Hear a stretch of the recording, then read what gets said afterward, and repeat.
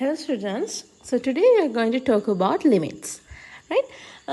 You observe the graph given here. This is something you're familiar with. This is the graph of y equals to x squared, right? So this is the graph of y equals x squared.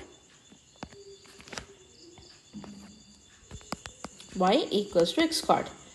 So here, I have marked this point A. So you can see the coordinate. It is 1, 1. Right, so the x coordinate is also 1, y coordinate is also 1, right? Now you observe when the x values, the situation where the x values get closer to 1. How can the x values get closer to 1? Closer to this 1. Yes, x values can get closer to 1 from the left hand side and the right hand side both, isn't it? Right, so like when you consider here we have 0.5, right? We have 0.5 here, right? Look at this, right? We have 0.5, and when you get more closer, we have 0.6, more closer 0.9, and then we can get further closer 0.999, 0.9999, like that we can get closer to 1 from the left hand side, right? Getting closer to 1 from the left hand side. And similarly, we can get closer to 1 from the right hand side. So here we have 1.5, right? More closer, we have 1.1. More closer, we have 1.01. 1.001. 1.00001 is even more closer. So like that we can get closer to 1 from the left hand side and the right hand side both. Can you understand that? So when you get closer to 1 from the left hand side, let's say what will happen to the y values? I mean, when you consider the x values, see, when you consider this particular x value, look at the graph, look at this point here, right?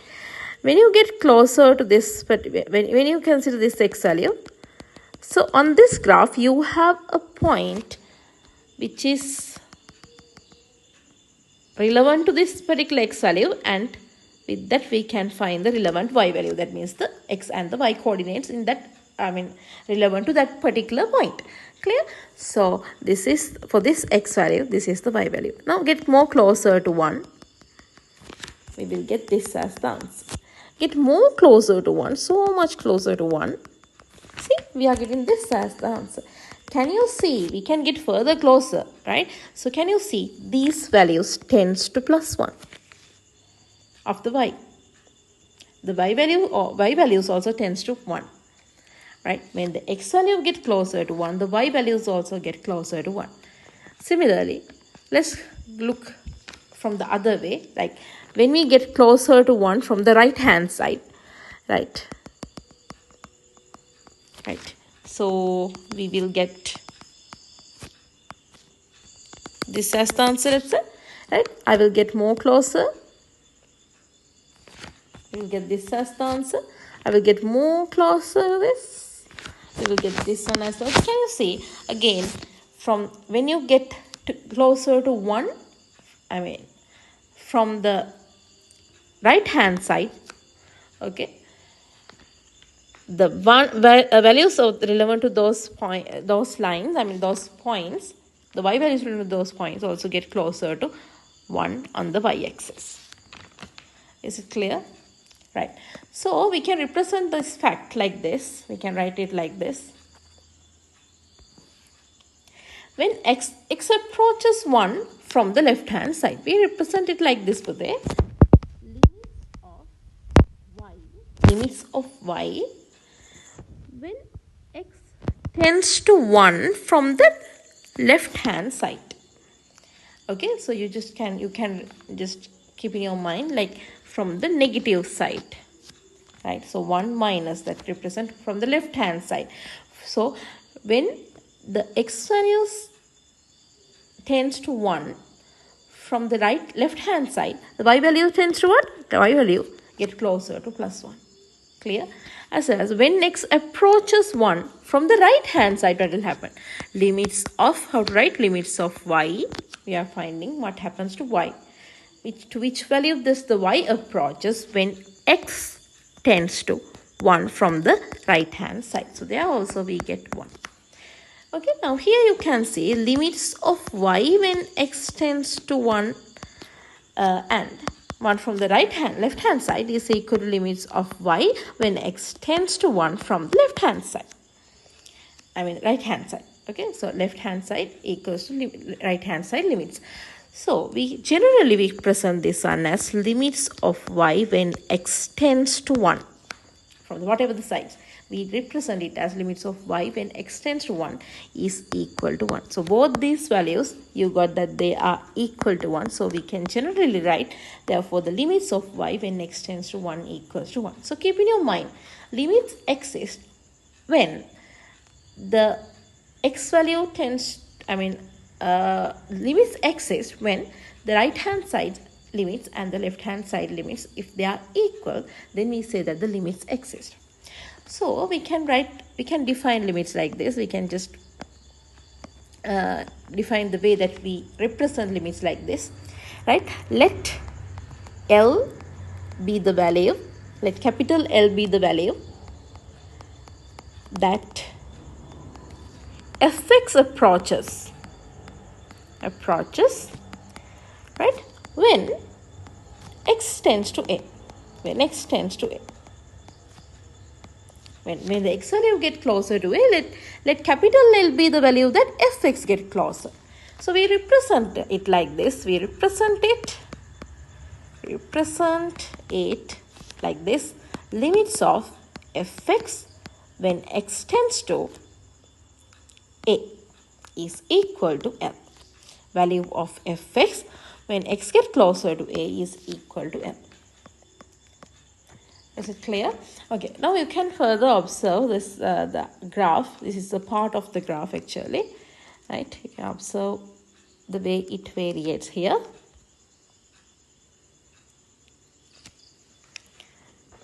You can see when it get closer to x from the left hand side, the values get closer to front. From the right hand side also, the y values get closer to 1. Is it clear? Right? Watch it again. When x values get closer to 1, y values also get closer to 1 from the left hand side and the right hand side both. So we say that if the left limits and right limits are equal, then definitely the limits exist, right? And limit exists, and that is equal to the answer that we got there, right? Okay, so now that is the basic idea about limits.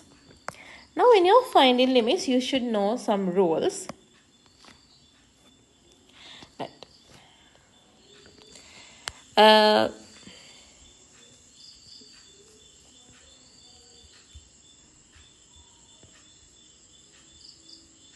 Okay, we will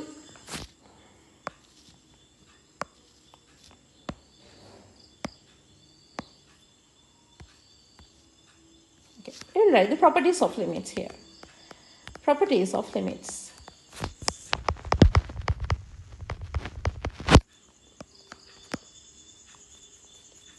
Okay, property number 1. Limits of k when x tends to a is equal to k.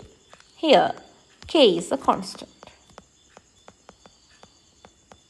Okay, limits of k when x tends to a is equal to k. So limits of a constant tends to the constant when x value get closer to a.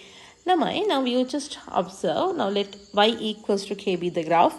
We can represent it like this.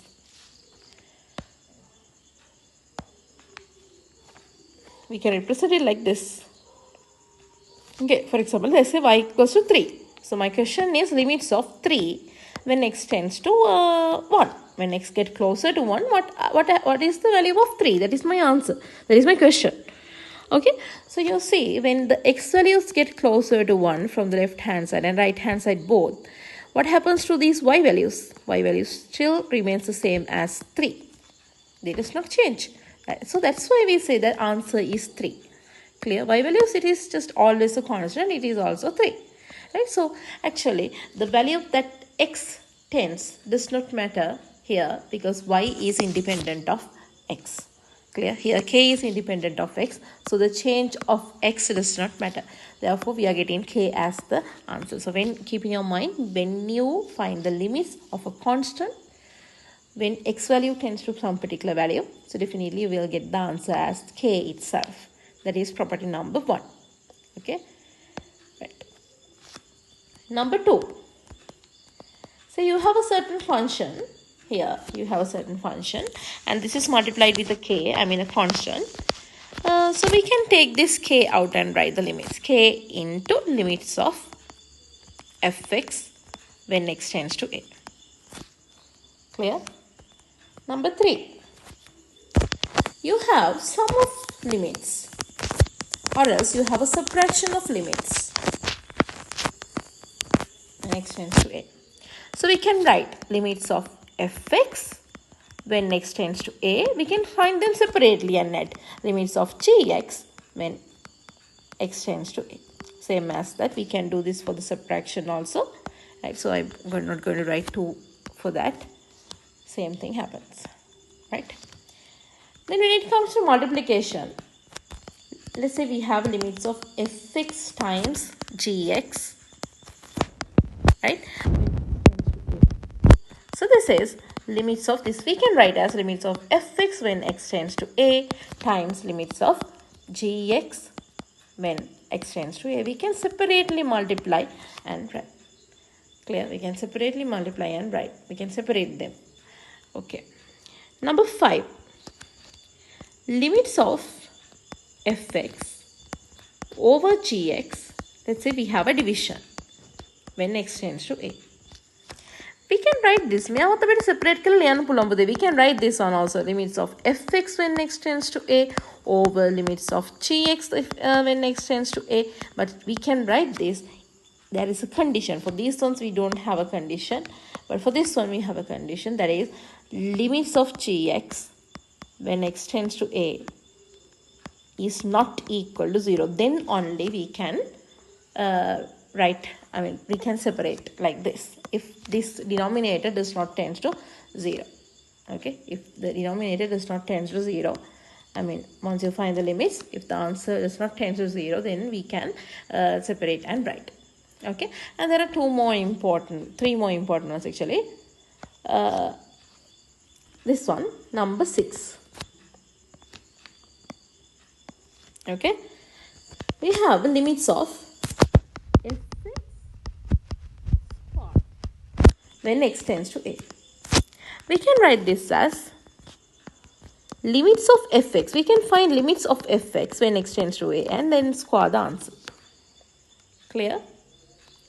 Right. Same as that when it comes to square root, limits of square root of fx when x tends to a. So we can write this as, we can find limits of fx when x tends to a and get the square root. Whole thing square root. We can add like this. And number 8 is very important. Let fx be a polynomial. Let fx be a polynomial. Right? Let fx be a polynomial function.